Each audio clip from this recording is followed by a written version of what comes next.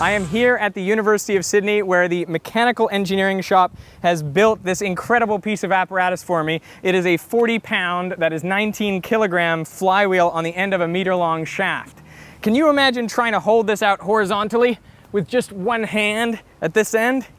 It is impossible, okay? Now I'm gonna let go. You gonna be able to hold this at all? I hope so. Can you lift it out? Make it horizontal, hold it, hold it, hold it. Come on, just try to, I want you to hold it out horizontal. See if you can. Hold it. Oh, come on. No. What I'm gonna do is I'm going to spin this up to a few thousand RPM, and then I'm going to attempt just that, to hold it from one end and have it out horizontally.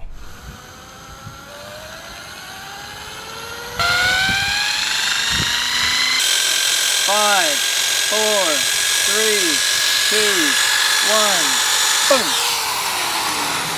I'm gonna let go with my left hand. What you'll see is that the shaft remains horizontal. You can see it going around there. It almost looks as though the wheel is weightless. How does this work? Well, instead of pulling the wheel down to the ground as you'd expect, the weight of the wheel creates a torque which pushes it around in a circle. You may recognize this as gyroscopic precession. For a more detailed explanation, click the annotation or the link in the description to see my video on the topic. Here, I want to try something more extreme. I'm going to try to lift it over my head with one hand while it's spinning. Wish me luck. But before I make the attempt, Rod wisely suggests that I first check if I can lift the wheel above my head without it spinning. Let's prove that I could lift it just this end without it spinning. Here we go.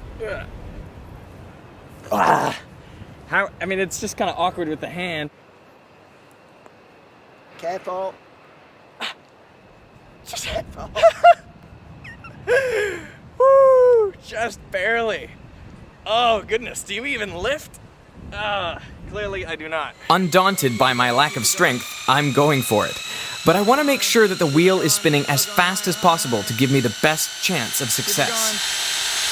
Give it 10 more seconds. 10, 9, 8, 7, 6, 5, 4, 3, 2, 1.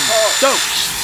That was perfect. Now I'm going to release my left hand, and holding only with my right hand at the end of the shaft, I'll try to lift it up over my head. This is a 40-pound, 19-kilogram flywheel. Ready? Here we go. 3, 2, 1. Beautiful. Let's go again. In 3, 2, 1. Nice. Smooth. 3, 2, 1. It feels incredibly light as I do that.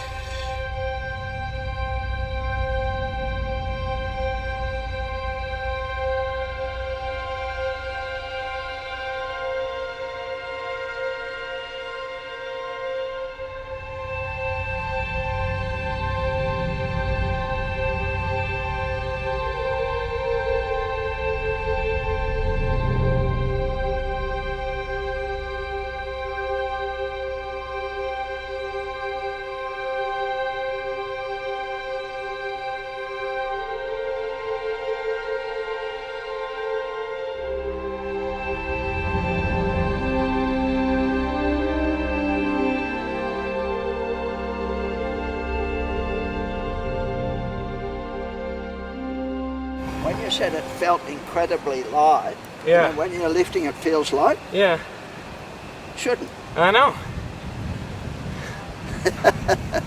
Honestly, I have lifted it up with one hand when it's not spinning, Yeah, and it feels really hard to lift it up. Like it's a Yeah. big effort. yeah.